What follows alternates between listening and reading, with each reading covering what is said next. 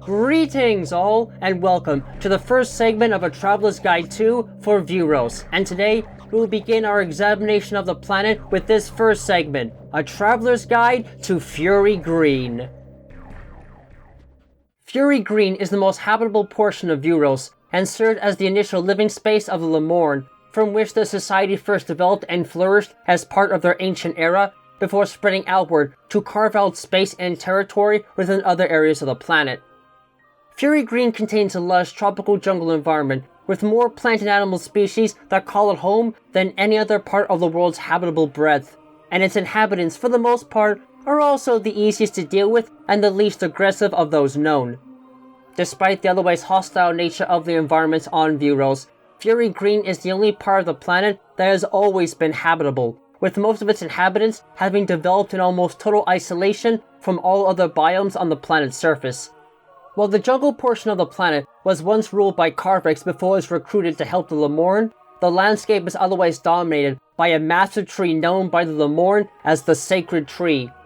Not only is this tree at least 6,000 years old and larger than any other known tree in Federation record, but it is believed to be sentient to a degree, having communed with the Lamorn as a representative of Viewros as a whole.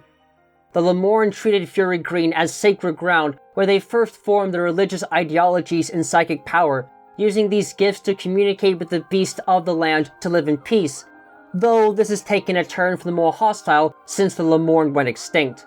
A massive sacred river once flowed through the ruins of the temple complexes they built, its waters acting as an ancient purification site where Lamorn from other locations on Viewros could be cleansed as a rite of passage and brought in to study the ways of Fury Green and the wonders the sacred tree offered to all that worshipped and paid tribute to it.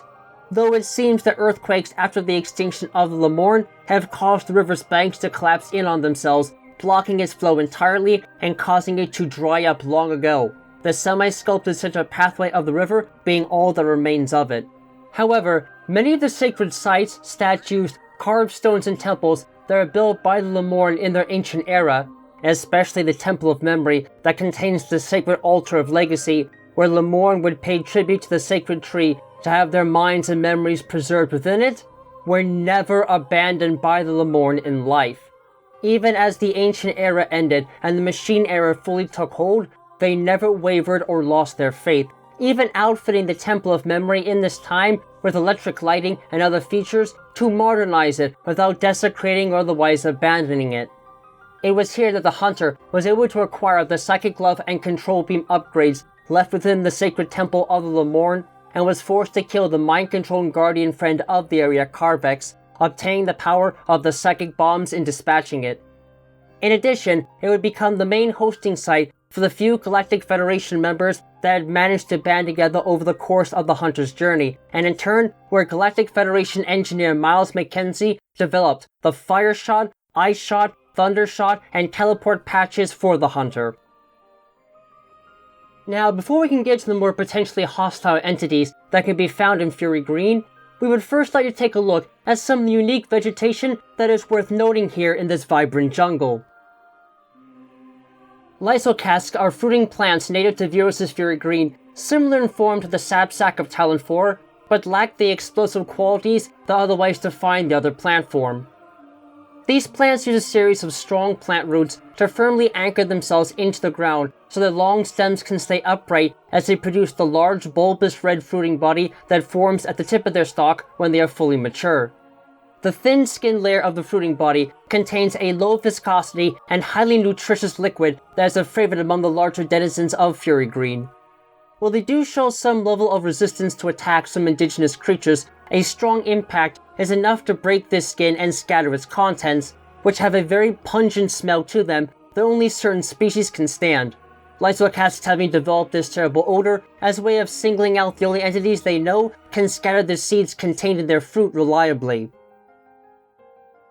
Fiber deformities are a small type of fungi found on Viewros that typically form on the outer bark of a tree to gather moisture and nutrients from the inner bark. While usually nondescript and easily overlooked, they tend to be the most visible in the dark and at night, as they produce a noticeable bioluminescent glow from internal oxygen reactions. Their light is also known to be a warning sign to any that would dare to feed on them, as they naturally produce a bitter toxin that can cause intense stomach cramps if ingested. The apoxid are large parasitic flowers that stand out with their brilliant scarlet centers and violet petals, and as stated, function as parasites similar to the Rafflesia, though their flowers are not quite as big as the latter. These plants use modified roots to tightly cling to any surface they can get purchased on and dig in deep with them, often burrowing their way into trees and other plant forms to directly leach nutrients from their host, relying on photosynthesis to make up for the difference if they can't extract a great deal of nutrition from said host. While they can tend to blend in with other flowering plants on their own, they tend to cluster in wide groups when the host is particularly generous and nutritious, and they are further unique because they contain a series of sensory fibers in the center of their forms that can detect differences in ambient light and temperature. When they can tell that something is blocking light or otherwise getting too close, apoxids will automatically trigger a nerve response and close their petals over the rest of their form, hoping to keep their ovaries protected against the attacks of potential predators, only fully unfurling them when the sudden change vanishes and the local area returns to normal. The giant spiral is a vegetative growth typically found in trees and caves that encircles openings in these structures, with the plant rooting itself with small but extremely strong and durable roots to said surfaces, while its leaves extend outward to form a spiral of sorts that functions similarly to a door, hence their name. The tips of these leaves produce a vibrant blue glow from the internal chemical reactions they utilize to process light energy and moisture from their environment, but they are also packed with sensory cells that can be stimulated to react defensively through the application of energy. As such, if they are struck with an energy weapon of some sort or a concussive blast, they will instantly retract in defense to keep the vital leaves from being potentially damaged, allowing safe passage through them in the process. Similar to fiber deformities in their preferred habitats and growth patterns, glow mold are fungi with noble bioluminescence as a consequence of internal chemical reactions. However, they differ slightly in that they are extremely rich in luciferin and luciferase in their caps, and the reactions that cause them to glow in the first place take place not just in the cap, but also the spores of the fungus, filling the dark and damp air of their preferred habitats with a glorious natural glow. Fern root variants belong to massive ferns that are typically found high up on large cliff faces and are difficult to locate on the surface, but their root systems are noteworthy because of the way that they grow and develop. Since the soil they typically thrive in is loose and loamy, their roots have developed sharp spine-like structures that help to provide a better grip on the soil around it as it grows damp and compacts around the roots. This can make them a hazard, however, as the spines are sharp enough to pierce metallic armor, but they can be readily destroyed with basic gunfire if needed, and this does little to hurt the actual plants, as the roots can be fully regenerated in just a few days. Coneberries are a unique type of flowering plant that develop a unique blue conical shrub-like form in berries, their forms holding both male and female reproductive parts, and are noted for their extremely large size compared to similar flowering plants. The cone itself is a long, stamen-like structure that extends outwards from the top and center of the entire plant, and this object continuously emits pollen everywhere around it. It never stops making pollen, as the flowers that it needs to fertilize tend to be many in number, and the pollen itself is very light for its form, so it can float for long durations of time and in turn give plenty of space for new coneberry plants to grow. It is thought that this is the case because of the massive size of the adult bush, and thus helps to prevent crowding, so they don't deplete the otherwise massive nutrient reserves they need to grow and reproduce. Prickleburr vines are unique to the ecosystem of Fury Green and Viewros, and are so common in that area that they are known to form pseudo-canopies in some parts of the jungle that all but block out the sun. The vine itself is noted for its extreme thickness and the sheer scale at which it can grow, as it not only feeds on the roots and outer bark of the sacred tree, but can also photosynthesize to a minor degree, allowing it to find purchase on rocky outcrops where other plants might otherwise be unable to. The vines are mostly impervious to basic weaponry and thus can be a pain to remove, but it is noted that they naturally produce thick, reddish-orange nodules along the length of their form that act as their primary production organs for the spores that eventually are released from them in the wind high above the floor of Fury Green, where they can more easily spread across its breadth. These nodules have a spiny outer bark that helps to keep insects from attacking and killing the vines easily, but the bark is only mildly durable and can be destroyed with sustained gunfire from even basic weapons.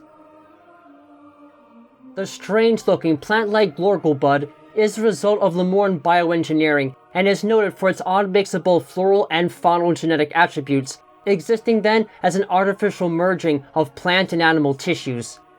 The creature itself seems to operate as a natural plant for the most part, relying on photosynthesis for the majority of its nutritional needs, but they can also use the fleshy ports on their bodies to filter the air around them and draw in small organisms that it can suck into its body, where they are melted with a potent acid and then absorbed for extra nutrition, not unlike many types of carnivorous plants.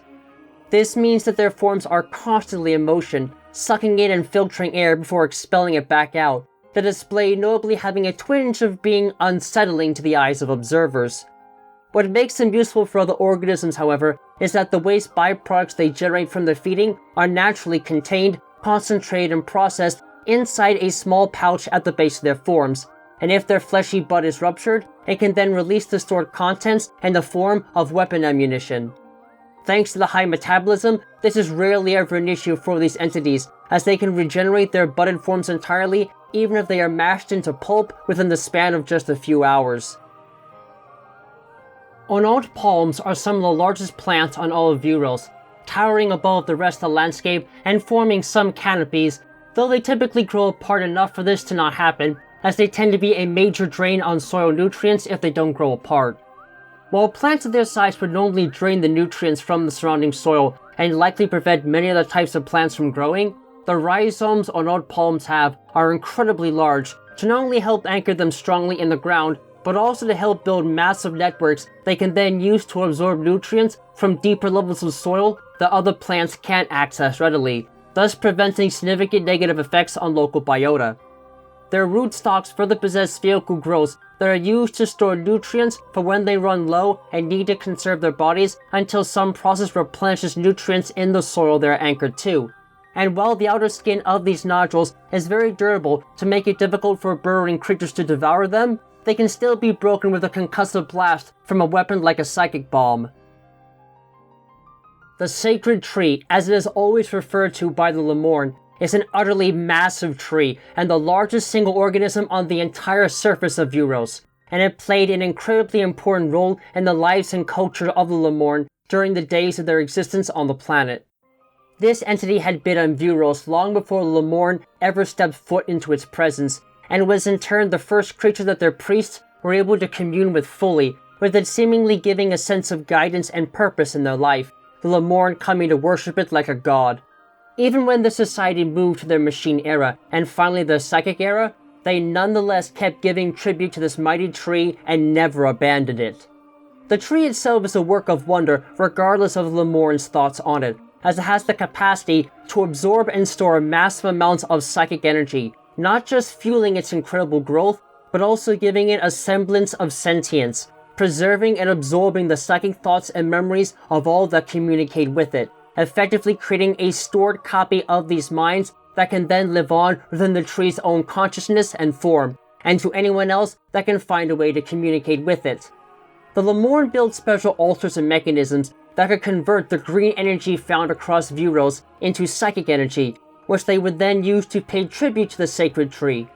If gifted with great bounty over time, the sacred tree could also then use these altars as a way to bestow blessings on those that are able to provide great quantities of psychic energy for its physical form.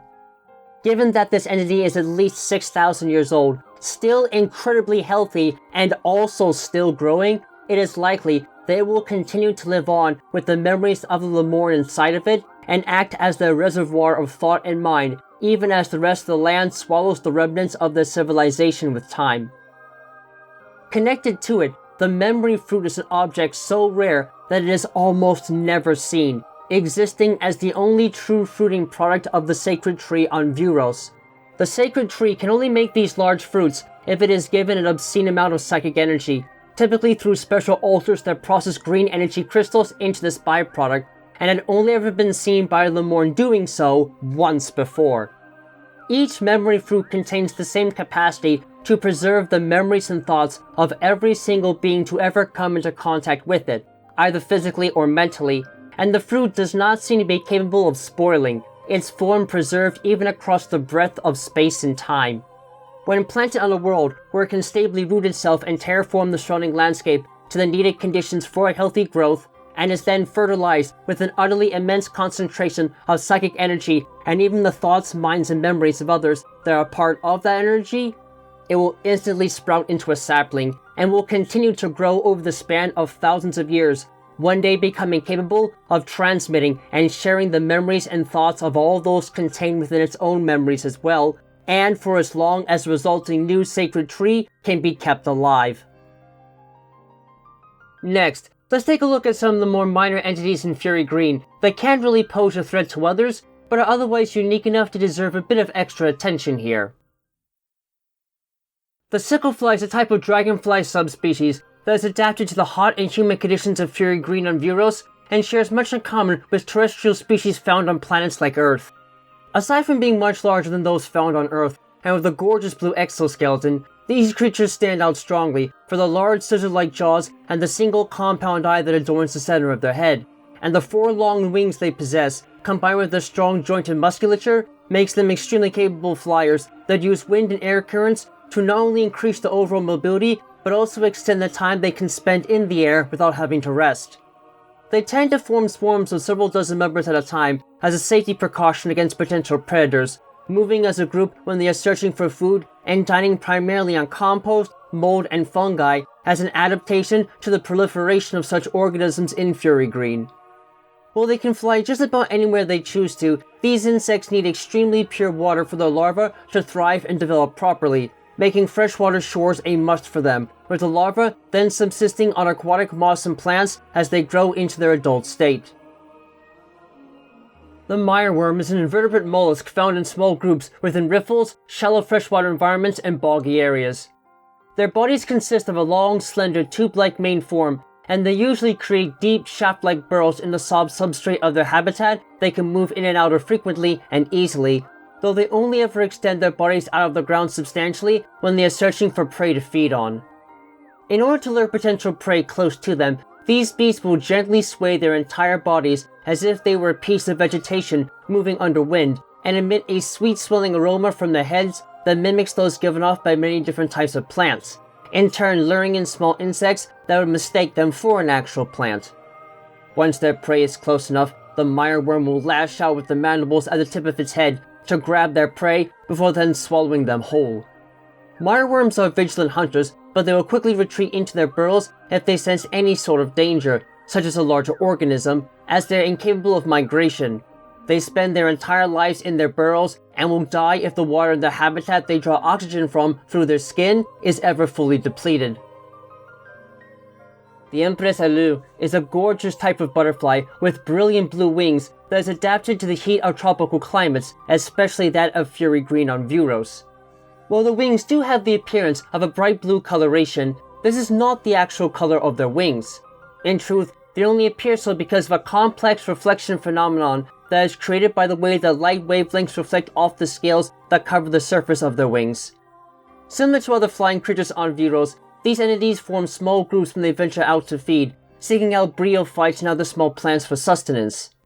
Sadly, compared to similar flying entities on Viewros, the bodies of these insects are fairly large compared to the size of their wings, which makes it harder for them to fly long distances as they must expend more energy to fly.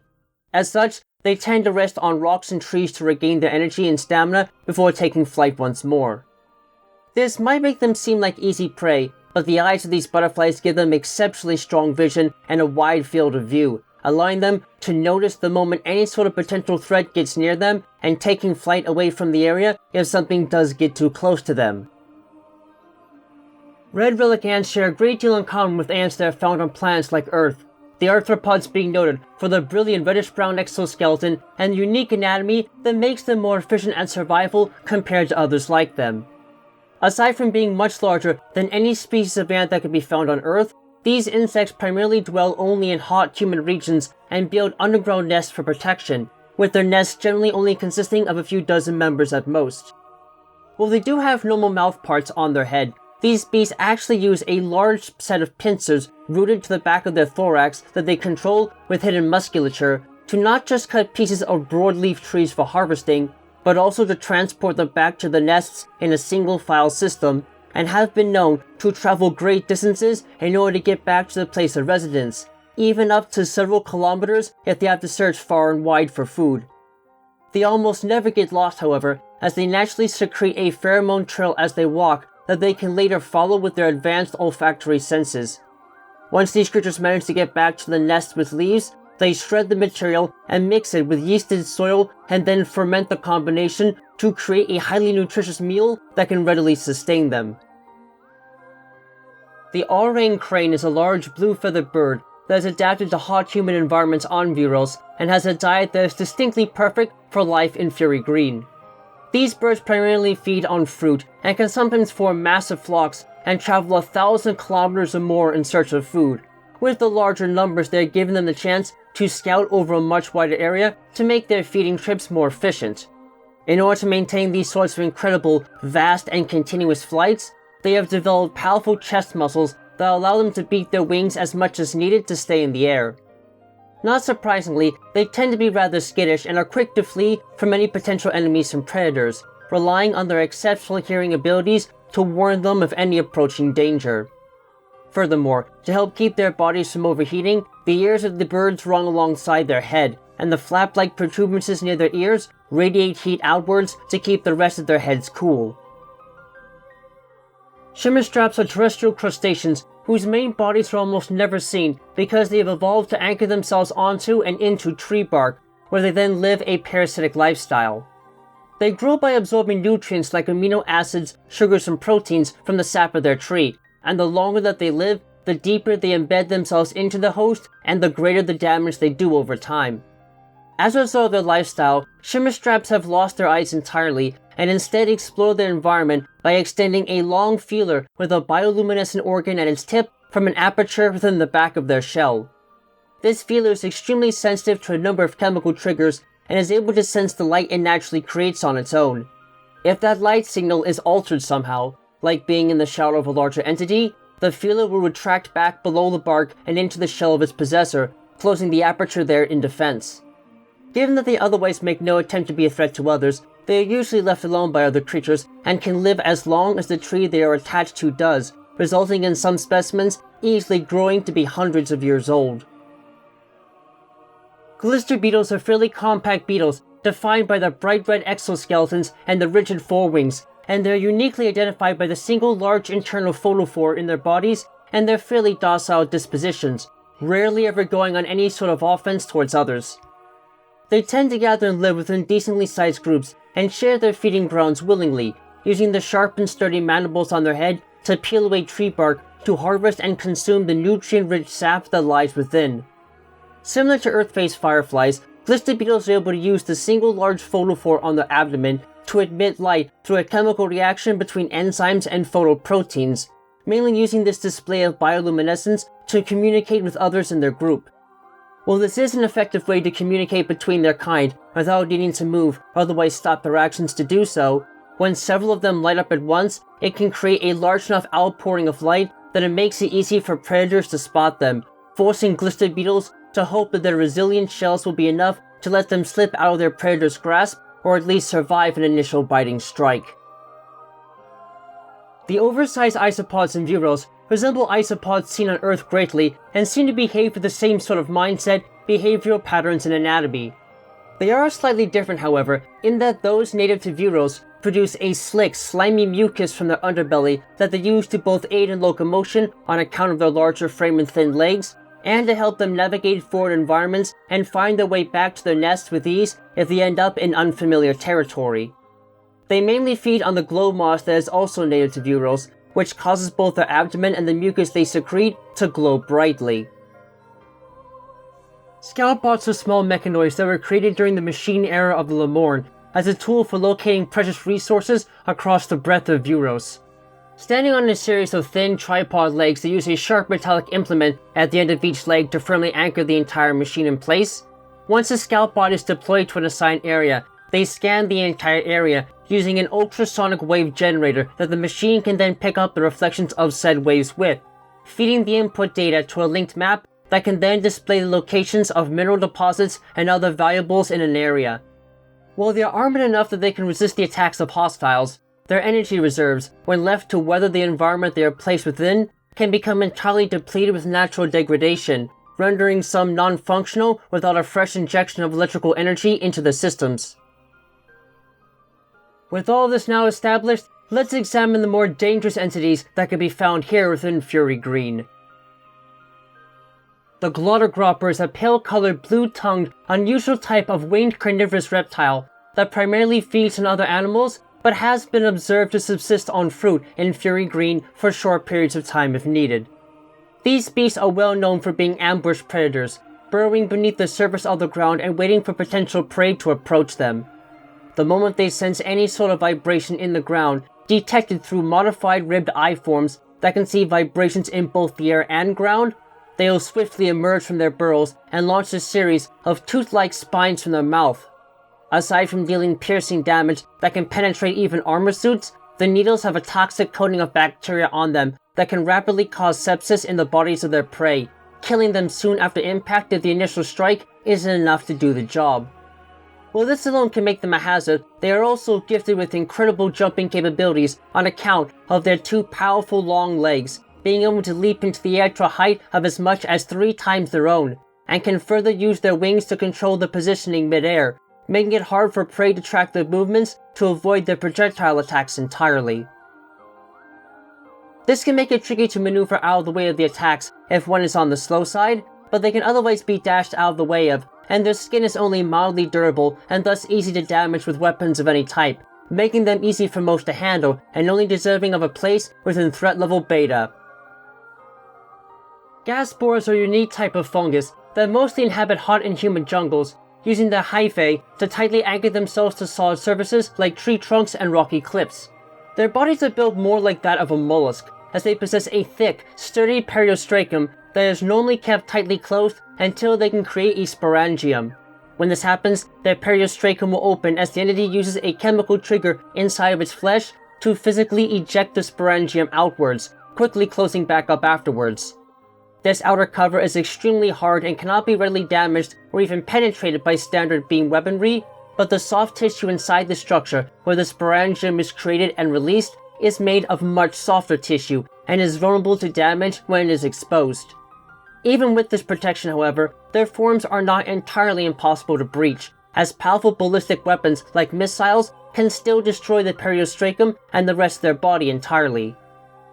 The homing spore serves as the main unit of reproduction for gas spores, and is worth noting here on its own for its unique biological structure and behavior.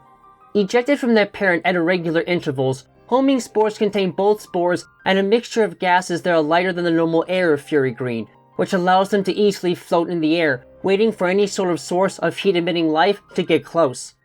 When a homing spore does indeed sense the body heat from some sort of beast close by, their outer surface will grow and extend a series of thorny tactile receptors which can more precisely home in on their heat signature, using light amounts of propelled gas to then literally lock onto and home in on their position. If they are then finally able to make direct contact with their target, the internal gases of the homing spore will be internally compressed, while the outer layer of their form will be heated to a flashpoint by thermogenic reactions, causing the internal gas to explode. This helps to wound the target so the ejected spores coat and fester in the wounds, using it as a way to ensure they can be spread far and wide without easily being washed off by water. Altogether, these entities can prove to be a handful to deal with if their spores can't be destroyed before contact, but since said spores are easily destroyed with basic weapon fire and move slowly enough in the air that they can easily be picked off, their explosive nature can be mitigated at a distance, and the two thus best belong together within threat level beta. The root spur, as its name might imply, is a tuberous root plant that typically lives in the mud below the water-covered surfaces of rivers, marshes, and bogs, and while they generally behave as normal plants do, obtaining energy and nutrients from the ground and sunlight, they are also far more reactive and intelligent compared to many other plants, possessing an autonomic nervous system, and are known to be extremely territorial toward anything that approaches them. The root spur itself has a thick swollen stalk and a series of sensory vines that sprout from the end of their tuber bodies. As they lay beneath the ground, if they sense that a potential invader is getting too close to where they are rooted, they will emerge from the ground and out of hiding and will lash out at the present threat, using their vines as a blunt force weapon to harshly strike potential threats until they withdraw and leave the root spur's general vicinity. This can not only make them a noble issue for those that need to get past them, but their fleshy stalk is also covered in hard bark that makes their forms much more durable than similar plant forms. This can make it difficult to remove them with conventional weaponry, but their forms are still not sturdy enough to resist severe damage from ballistic weaponry and high-powered weapons in general. However, it is noted that in rare cases, if root spur make their homes within water that has been contaminated with high concentrations of green energy, it can result in them changing into neo-root spur, their entire bodies turning a shade of emerald green, as they develop stronger forms that can both deal and take much more damage than normal root spur. These bog-dwelling plants have a solid combination of both offense and defense to ward off others with, and while they might be susceptible to notable damage from explosive weapons, they are still strong enough to give any griever or other predator a severe whipping that they won't be so quick to risk again if they can help it, and thus best places these creatures within threat level beta. All plants is more about the business, all about the dangerous make engine to stuff. Maybe some both they got it. All about the action these things got. And they can just say no playing with the water feed them. And would take on that and give everyone closer to whipping them up and couldn't even match. And the ass to get them stay still, they don't taste good or picked a bit. Not too much though, as the moisture just makes them too chewy and bitter to taste. I like them that a base made from red elegance. Something made them good for you though not if they attractive. Shren are small flying insectoids, similar in form and behavior to war wasps, albeit with a stocky body form, and prefer to build their nests high off the ground, usually on rocky cliffs or against solid tree trunks, with both adult and larval Shren living within the same hive. The nests themselves are formed from a mixture of chewed up plants and ore mixed with their saliva. This is enough to make a sturdy dwelling that can withstand hits from basic weapons, but it's not strong enough to resist being shattered and destroyed by explosive ballistic projectiles. While they prefer to mind their own business when hunting and feeding on small insects, if something large and unfamiliar comes near their hive, they will become extremely aggressive and will attack the supposed intruder in numbers, spraying a noxious acidic venom from their bodies to try and blind or otherwise ward off the threat and force them to move away from the hive. Despite how aggressive they can become, unlike war wasps, these beasts are entirely only aggressive on defense, for if a potential threat does actually leave the hive's vicinity, they will not pursue the intruder, instead going back to whatever work or feeding they were in the middle of. Moreover, their use of teamwork is not anchored in aggression either, as they are actually very social creatures when it comes to their own kind, often forming several hives in close proximity to each other to protect their kind as a whole and not just individual hives as they go and dive bomb others in order to ward them off. Even with this said though, they don't tend to send many of their hive out at a time to defend their nests, and thus can be easy to isolate and eliminate with just a few hives around, unlike creatures like war wasps, and thus are best ranked within threat level alpha. The bristlewort is a carnivorous plant that is capable of moving around using a set of 6 insect-like legs powered by internal hydraulics. The outer shells of these plants are made of a thick, durable, almost bark-like mass of cellulose that is completely impervious to normal beam weapons and thus helps to keep them fairly protected, but are not immune to the powerful concussive force of missiles which can damage them severely on any part of their form. While this outer shell nonetheless helps to keep these plants protected from harm, it is also incredibly heavy, which makes it difficult for the bristlewort to then move around at a decent pace. This does not make them a sitting duck, however, as the bristlewort can attack others from afar, using a series of sharp thorns they generate in the internal flower-like structure that comprises most of their body. When it can detect a potential prey item nearby from vibrations in the ground, the bristlewort will open its shell, use its legs to lead in the general direction of the detected motion, and quickly rotate its form to launch these spines all around it in the hopes of piercing and killing their prey, even if it tries to dodge to the side of the attack. Because its thorns are comprised of minerals that can easily be leached from the native soil of Fury Green, it can use photosynthesis to regenerate them almost indefinitely, ensuring that it's never without a means to hunt and defend itself with. Even so, the bristlewort will always prefer to attack from a distance, as the brightly colored inner components of their form are much softer than their outer shell, and thus much more vulnerable to damage from any sort of weapon system. The fact that these mobile plants tend to be fairly non-aggressive makes it relatively easy to skirt by them safely if it's absolutely needed, and even if their outer form is more durable than it may seem at first, they can still be defeated easily with missiles and tend to just be left alone and only eliminated if they become a persistent issue in small groups with needles being fired at you from multiple angles, so they have a solid place within threat level beta. Aaron asked me to take a look at these little plants for some reason. I suppose he thought they might be of some use to my research or something.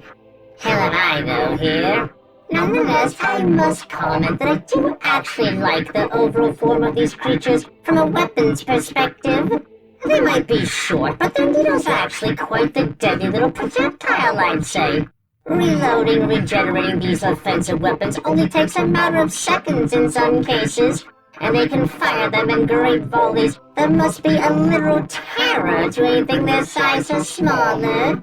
And on top of all that, seeing so many flying at them at once means that at least a few are going to hit the mark if their prey panics at the last moment, and a little bit of repeated damage can really add up over time.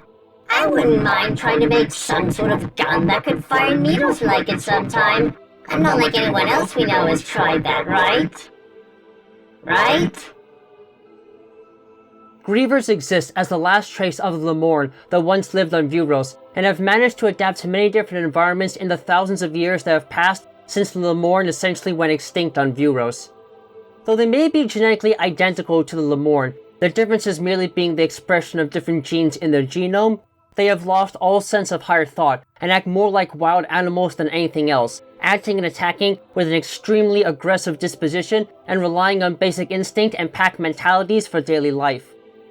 While it is believed that their numbers, though large, were once manageable before the total extinction of the Lamorn, thousands of years of isolation has allowed them to multiply the population numbers exponentially, becoming some of the most dominant predators on Viewros' habitable surfaces.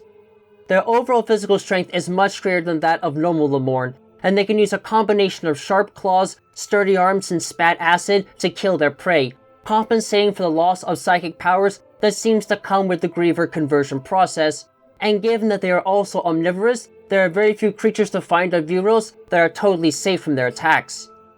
Moreover, their tendency to attack in massive groups can make all kinds a terrible force to face, but they are all mostly alike in that their transformation into these wild forms also exposes their glowing hearts readily, and if struck there, it will not only inflict immense damage on them, but they will halt in their movements to clutch their hearts in pain, making it easier to dispatch them if that part of their body is specifically targeted. In the time since the Lamorn went extinct, these creatures have managed to severely multiply in number and have found many niches in the wild environments of Viewros, only lacking a presence in areas where Cybots and related mechanoids have managed to still follow their programmed duty of eliminating threats like Grievers with no remorse. Jungle Grievers are a subset of the Griever family that, as the name would suggest, has specifically adapted to the densely wooded jungle environment of Fury Green. They are noted for their brilliant orange-colored bodies, their exceptional jumping abilities, and their capacity to use their claws to readily find purchase on rocky cliff faces and treetops, quickly traversing them with little hesitation or issue. They often hunt in packs, and will often attack other creatures indiscriminately, seeking to make food out of anything they can get their claws on. Once a single pack member assaults a target, all others in their pack will join the fray, either by leaping up close to slash at them with their sharp claws on their two pairs of arms, or by spitting a viscous mass of venom at a distance. While their voracious and vicious natures can make them a terror for most, their skin is thin and unarmored, making them vulnerable to basic beam weaponry, and they are light enough that the shock of a direct hit from an explosive weapon like a missile is enough to send them flying backwards, scrambling to get their bearings. The terribly vicious nature of these entities more than makes them a threat worth fearing, and their tendency to gang up on others with numbers alone can make encounters with them fairly harrowing.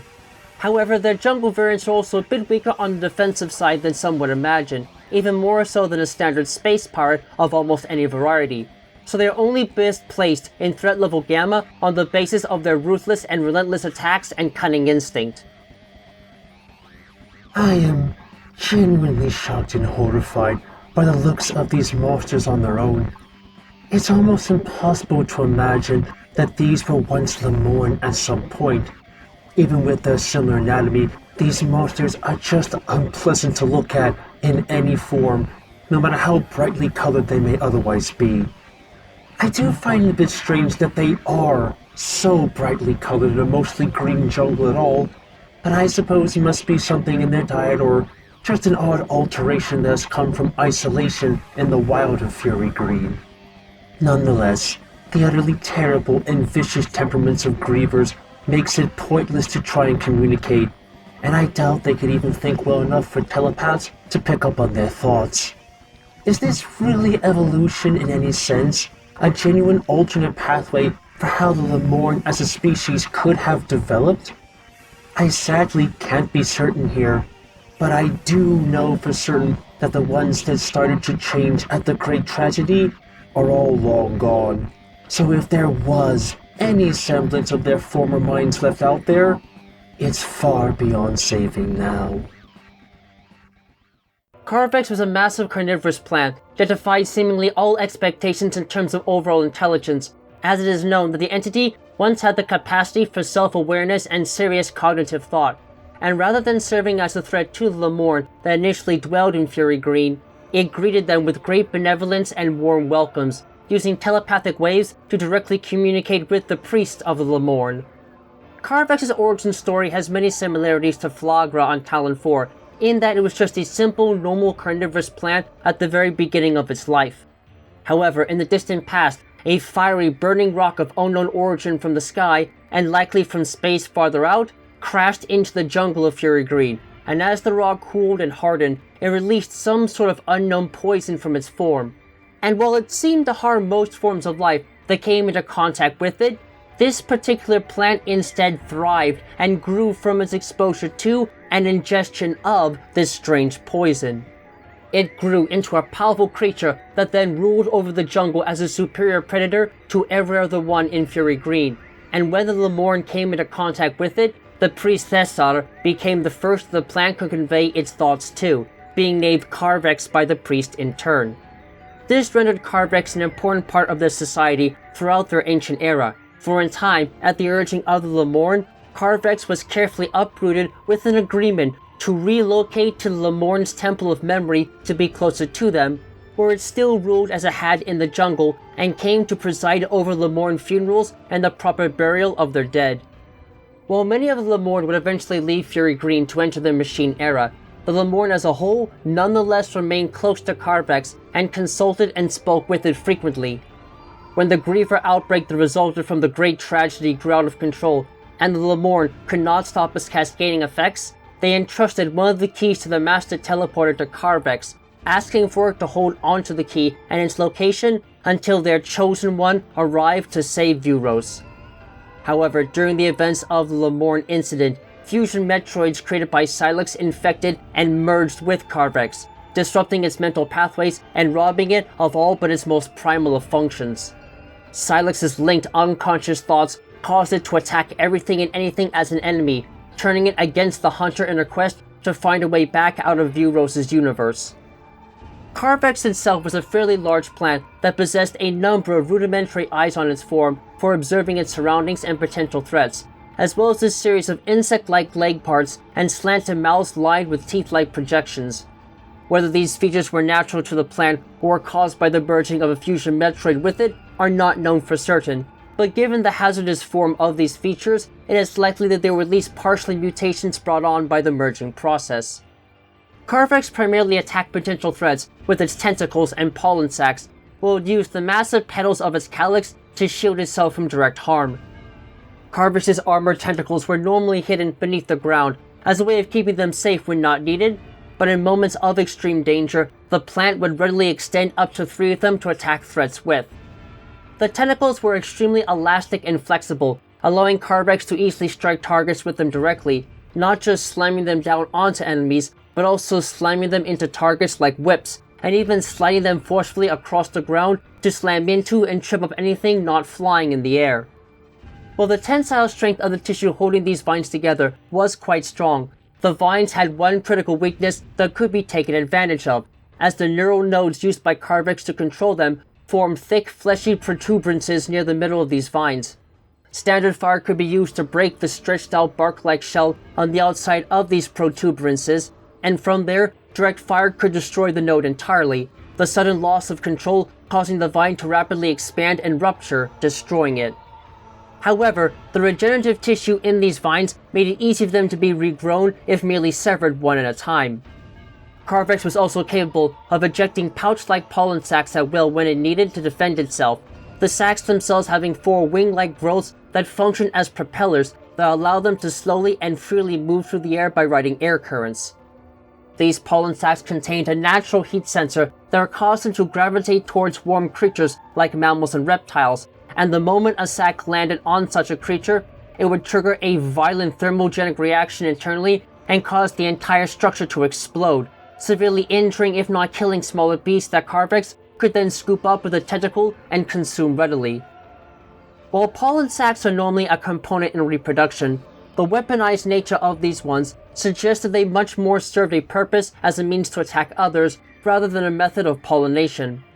As far as its defenses went, while Carvex's tentacles could be regrown in short order after being destroyed through rapid cell proliferation and cell transfer from any remaining tentacles, if all of its tentacles were destroyed simultaneously, the regeneration process would require its body to generate considerable heat and in turn force it to open its protective calyx to cool down, exposing the thin and vulnerable mucous membrane that covered its core body.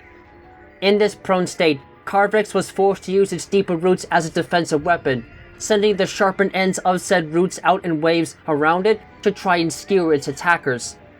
Even with all this, however, and even in creating artificial overgrowth to make it harder to target its tentacles, the hunter was able to use her control beam to strike its multiple tentacles simultaneously to expose the plant's vulnerable core body, and with enough damage, was successful in terminating it, Carvex's remaining psychic power coalescing into a psychic bomb upgrade for the bounty hunter. It is a great and terrible shame that such a fate had to befall this once intelligent and seemingly peaceful plant, or at least peaceful towards the Lamorn. There is likely a great deal of information that it could have conveyed to the hunter in her quest on Viewros, but in the end, Silex's influence over it took everything away that made it so sacred to its former friends, and with an assortment of nasty ways to target and kill prey before ingesting them, this feisty entity deserves a proper place within threat level Gamma, and its true laws has likely been lamented by many lost and fading spirits. Look, I'm just gonna make it very clear right off the bat. I ain't gonna wax philosophically or shit like that the way that a Coco would, full of loss of its mind and things of that nature. But even for space pirates, I'll admit that what a fusion Metroid did to it is a bit messed up, and not something I would ever find kosher in any way at all.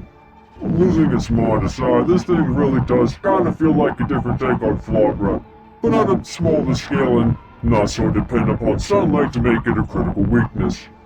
Tussling with those vines of its could be a hassle if it didn't have the fancy footwork really needed to dodge their strikes and leap over them if they swiped at you. And even if you can get the monster to open up and show its ugly bug with some clever crowd control methods, using its own nukes to skewer anything on the ground is a nasty way of trying to make it less vulnerable and maybe skewer a free meal at the same time. Even with that said, I can't argue that even having to kill this thing in the first place was a bit of a somber act. When there's only instinct and aggressiveness truly commanding the mental presence of another, trying to reason with it anymore is a fool's game. At the very least, though, it didn't seem to morph back into a normal carnivorous flower after its defeat, so it still got to live on in some form, even if the mental power it once had is far beyond getting back. Fury Green is easily one of the most vibrant locations in the entirety of Viewros, and while a large portion of it is only as dense and full of life as it is from exposure to experimental green energy showers, the biota there are nonetheless quite diverse and can make for a pleasant location for most to explore. With that said though, while it is full of plenty of plants and other creatures that enjoy getting a bit of protein in their diet on a daily basis, the monsters that dwell there are generally not that terrible to deal with and can be removed with heat-based weapons and other explosive forces to make them less of a hassle to deal with. Even so, there are still plenty of dangerous beasts present that shouldn't be ignored, or they might just drag you into the jungle underbrush and ensure that you're never seen again. Fury Green turned out to be a lot of fun to actually explore, and the vibrant environment and all the different types of life present there can make it a haven for those looking to fill specimen jars and take a few of the less dangerous residents home for further examination. However, if you want to enjoy fair weather, you might want to do it now, for the next location we'll be looking into isn't one known for great weather. As next, we'll be heading out to the storm-ridden technology haven known as the Vault Forge. Thank you all for watching this video. We here at Space Pirate Science Team take our work very seriously, and we genuinely wish to be as informative as possible when it comes to the work we conduct here, for both ourselves and in the name of science. If you enjoyed this video, please like, subscribe, and comment to help us get greater recognition out there to inform the greater populace of the universe as a whole. Also, feel free to keep track of us through Twitter, as we'll be posting notices there every time something new is submitted for your viewing pleasure. We hope to see you all in the next video, no matter what world it may take us to.